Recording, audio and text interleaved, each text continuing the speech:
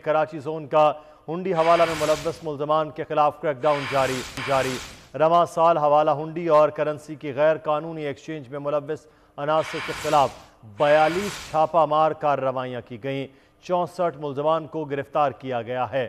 خبر آپ کو دے رہے ہیں کہ ایف آئی اے کراچی زون کا ہنڈی حوالہ میں ملوث ملزمان کے خلاف کریک ڈاؤن جاری ہے۔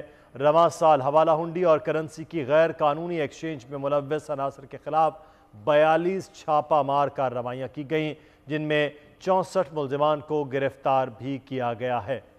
ایف آئی اے کراچی میں حوالہ ہنڈی اور کرنسی سمگلنگ کے حوالے سے کارروائیاں ہوئی ہیں۔